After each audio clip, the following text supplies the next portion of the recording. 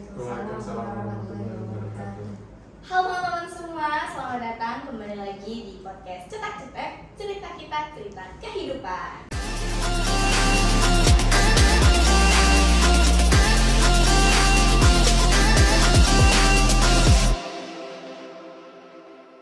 Nah, pada episode kali ini kita akan membahas mengenai cerita kehidupan dari seorang perempuan yang dituntut untuk menjadi orang yang sangat mandiri. Nah, bersama saya tentunya Melanjeni Sehantia. Nah, di sini kita sedang kedatangan tamu spesial nih dari Prodi Bioteknologi. Nah, di sini saya sudah bersama dengan Mas Yuda dan juga Mbak Hana. Mungkin kita kenalan dulu kali ya sama tamu undangan kita ini. Boleh? Halo semuanya, terima kasih sudah mengundang saya. Perkenalkan, nama saya Yuda, saya dari program studi bioteknologi Universitas Asia Yogyakarta, angkatan 2023.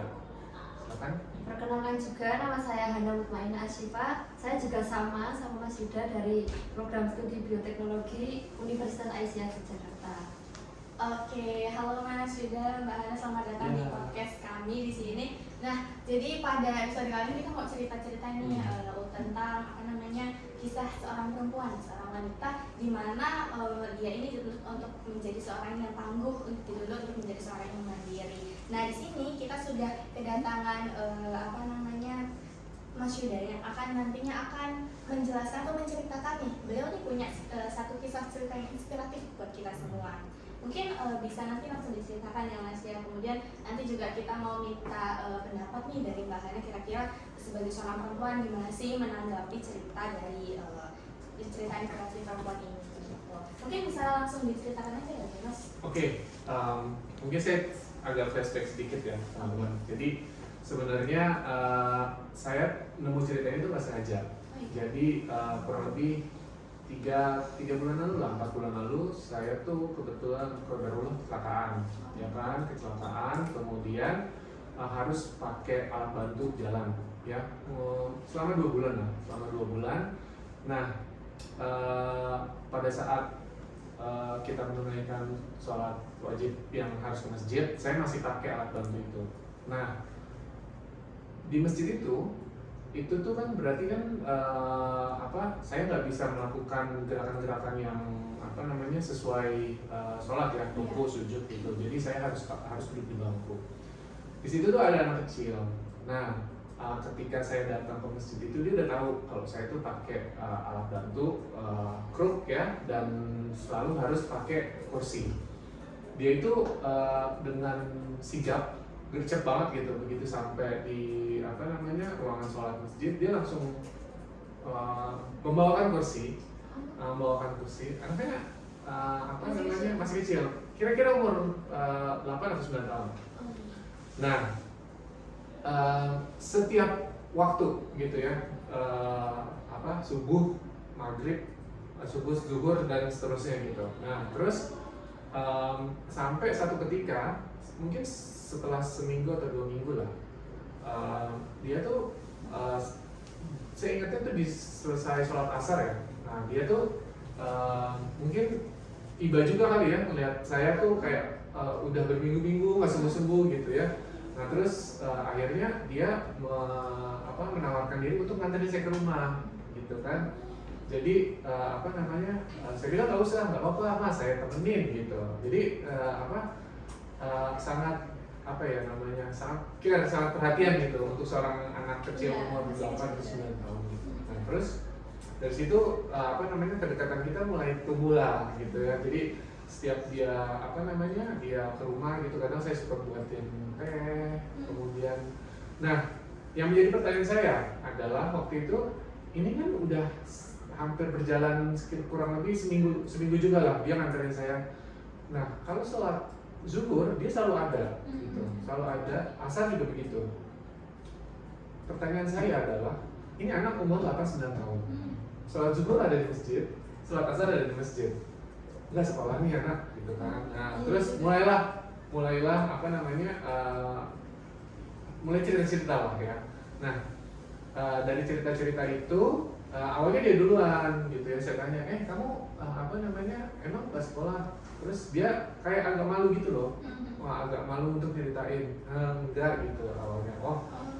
Jadi saya pikir ya udahlah. Nah kemudian dia cerita bahwa ibunya itu jadi apa ya, pegawai tukang cuci laundry lah, biasa kan kalau mahasiswa ya, teman pasti tahu kan ya, kalau tiap hari nyuci itu kan agak capek ya, jadi biasanya di laundry aja lah gitu, 8.000 9.000 per kilo gitu kan udah disetrika.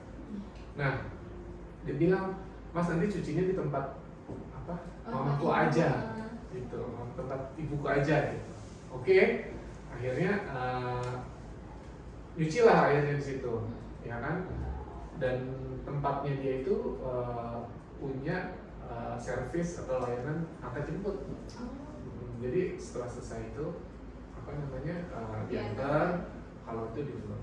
Oke, long story short ya. Jadi ternyata setelah dari cerita itu, saya tahu bahwa satu, dia tuh nggak sekolah sebenarnya. Dia tuh nggak sekolah. Untuk umur 8-9 tahun kan agak apa ya namanya, agak di luar kebiasaan ya. Biasanya anak-anak umur segitu tuh kan udah lagi happy-happynya SD gitu kan di sekolah. Terus saya tanya kan, lo emang bapakmu kemana gitu?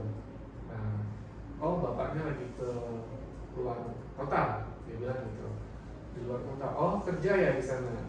Iya, cuman lama udah gak pulang gitu. Oh oke. Saya nggak mau korek lebih dalam lagi karena sepertinya ini anak agak sensitif gitu. Ya kan, ketika saya tanya kenapa kamu nggak sekolah, dia cuma senyum-senyum aja, mungkin malu atau apa ya. Nah lama-lama seiring kedekatan makin dekat, kita makin sering interaksi, akhirnya dia cerita bahwa si bapak ini apa namanya, udah terakhir pulang tuh Idul Fitri tahun kemarin, which is berapa ya? Hampir setahun ya kalau kita tarik mundur dari sekarang. Hampir setahun. Dan dia punya kakak dua, satu laki-laki, satu perempuan, ya.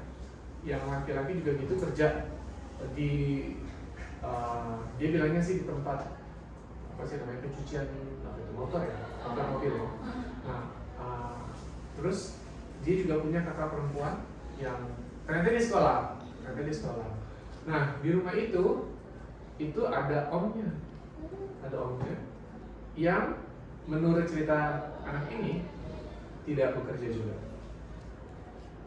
karena sudah di PHK dari tempat jualan apa ya kemarin ya, jualan kebab atau apa gitu. Jadi saya mungkin bangkrut, jadi dia nggak ini. Nah dari situ saya melihat bahwa ini ibunya ini harus menghidupi berapa nih? 1, 2, 3, 4 orang di situ, plus ada satu anak perempuan yang lagi sekolah. Jadi kalau menurut saya sih apa namanya, cukup berat. Definisi yang sebenarnya dari Wonder Woman ya ini, kalau menurut saya loh. Yang maksudnya dia harus jadi ayah, jadi bantu tulang, jadi ini. Jadi saya nggak tahu harus berkata apa nih. Mungkin nanti teman-teman bisa apa namanya, bisa kasih masukan input. Jadi yang apa, kalau kita lihat kan makin kesini kan fenomena perempuan bekerja itu sangat ini ya, feminisme lah, terus kemudian perempuan apa namanya, mandiri lah gitu, berkemajuan dan lain-lain. Nah mungkin nanti kita akan discuss lebih lanjut ya, maksudnya sekalian membahas sebenarnya perempuan tuh apa, layak nggak sih? Karena kalau menurut saya di lingkungan kecil ini aja ya, ini udah super sekali loh ini. Dan saya percaya di luar ini akan banyak apa namanya, model-model perempuan yang seperti ini, kurang lebih itu. Jadi kisah inspiratif yang kebetulan juga sebenarnya tetangga saya sendiri. Gitu kira-kira. Oke teman-teman, wah ternyata apa ya, saya sempat shock juga sih maksudnya mendengarnya, karena kalau kita tahu ya, maksudnya sekarang itu kan zaman udah sangat modern ya, dan ternyata masih ada anak yang tidak sekolah seperti itu. Padahal Itu dia. sebenarnya setahu saya juga mungkin ya ada lah sekolah-sekolah yang mungkin bisa membantu gitu, cuman ternyata masih tetap ada gitu anak yang belum sekolah seperti itu. Sempat kaget juga sih dengan ceritanya, dan ketika melihat bahwa saya ternyata ibunya itu, berarti ini ibunya punya 3 anak ini. Punya 3 anak Punya 3 dan anak. 1 adik yang tinggal Oh, di iya. dalam satu rumah yang sama. Tinggal dalam satu rumah yang sama dan harus menghidupi juga Iya, gitu ya. betul. Dimana seharusnya ada peran suami di situ, Betul. namun ternyata suami Iya. tidak bertanggung jawab seperti Betul. itu.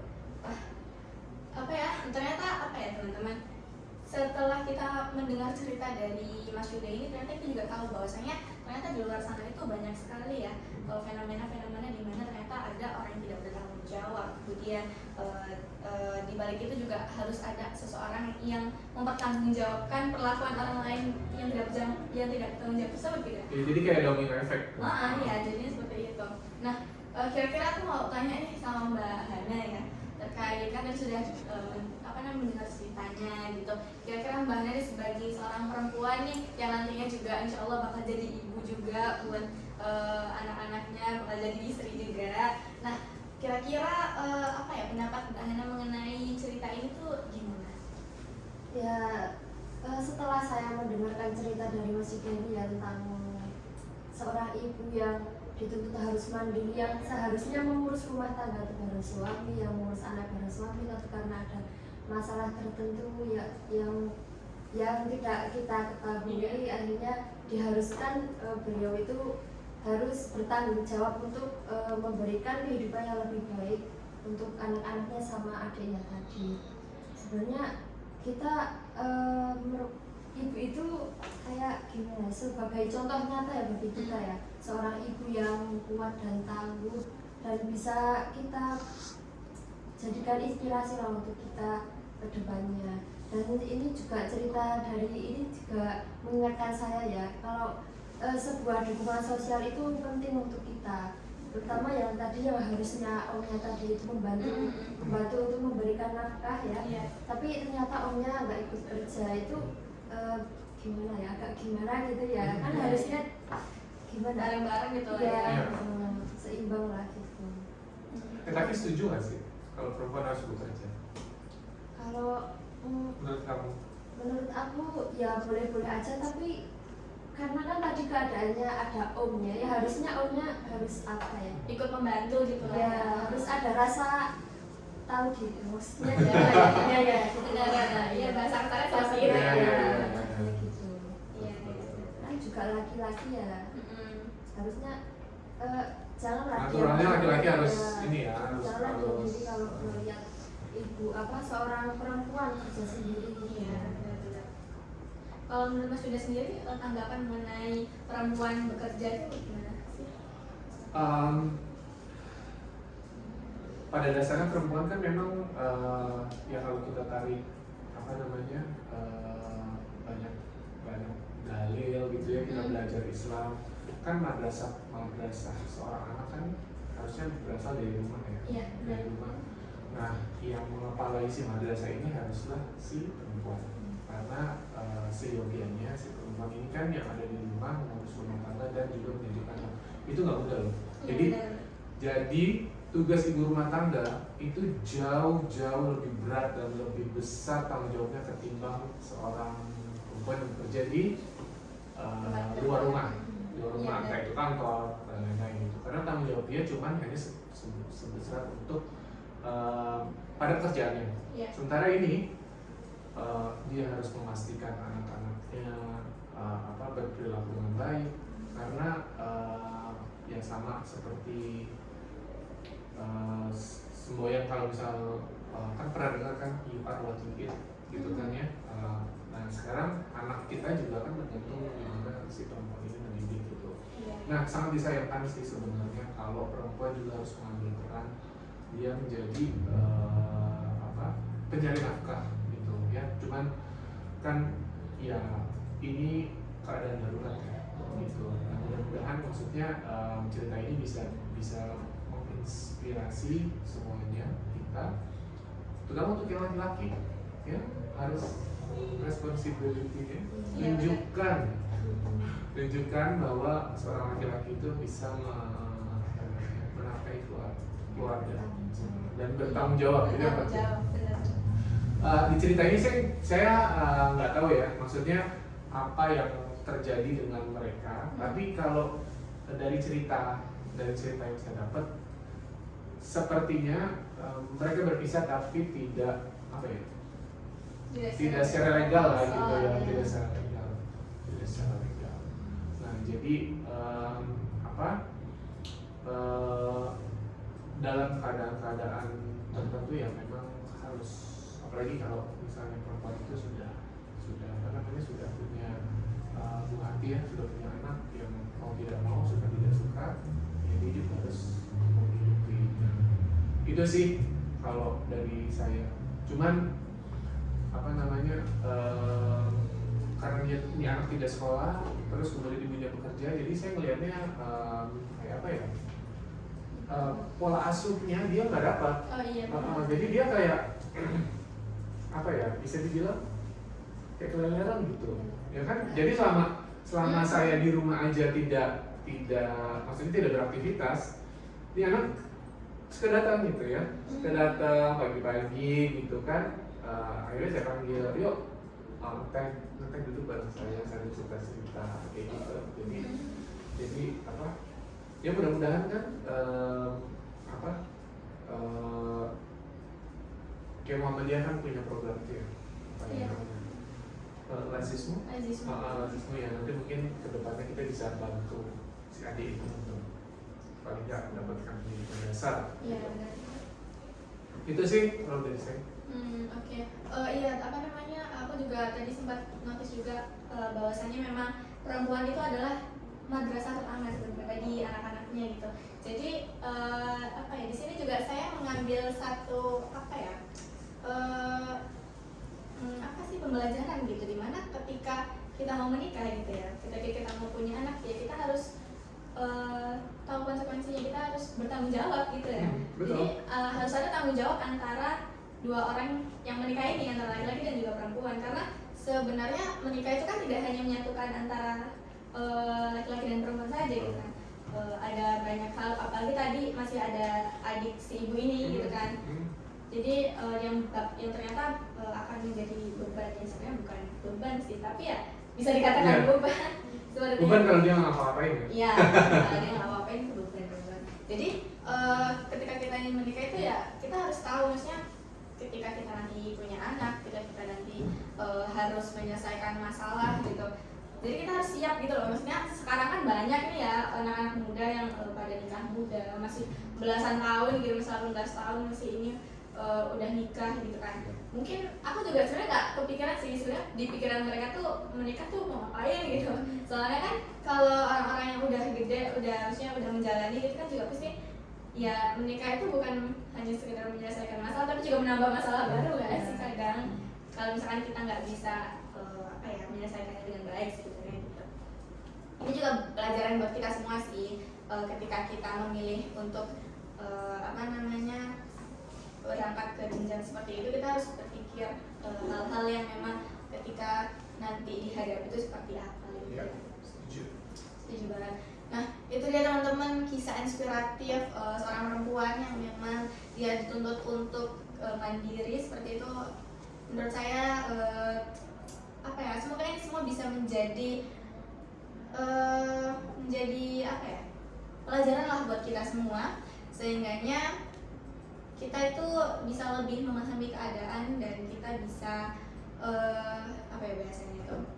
kita bisa lebih mempersiapkan gitu ketika kita ingin melaksanakan sesuatu seperti itu. Ya mungkin itu saja, mungkin ada sesuatu yang ingin disampaikan lagi atau diskusi apa seperti itu. Nah, mungkin teman-teman kalau ketika kita kan kita tidak tahu permasalahan atau situasi sulit itu datang kapan aja. Usahakan ketika kita mendapatkan itu, kita harus tetap punya keinginan, punya keberanian untuk bangkit kembali. Karena itu gimana ya, menyangkut kehidupan kita juga. Kalau kita ingin menjadi lebih baik ya kita harus bangkit kembali. Kalau memilih enggak ya Iya benar ya, kalau misalkan tadi ibunya nggak bangkit nih, nggak kuat, yang hancur nggak cuma ibunya aja gitu, ada anak-anaknya yang juga ikut hancur gitu. Tapi ternyata ibu ini memilih untuk kuat, ibu ini memilih untuk bangkit sehingga dia masih bisa menghidupi dirinya dan juga anak-anaknya seperti itu. Oke, mungkin itu saja kali ya cerita kita. Sangat inspiratif. Inspiratif apa ya? Bisa apa ya? Sebagai pelajaran kehidupan gitu ya. Nah, mungkin itu saja ya diskusi kita pada episode kali ini. Semoga dapat bermanfaat juga buat teman-teman semua. Mungkin next time kita akan menceritakan kembali kisah-kisah hidup manusia-manusia yang mungkin tidak pernah terpikirkan oleh kita. Seperti itu mungkin itu saja. Terima kasih kepada Mas Yuda dan juga Mbak Hana sudah menyempatkan waktunya untuk hadir di sini. Sekian podcast kami. Mungkin apabila terdapat kalimat-kalimat yang salah, kami mohon maaf. Kami akhiri. Wassalamualaikum warahmatullahi wabarakatuh. Waalaikumsalam.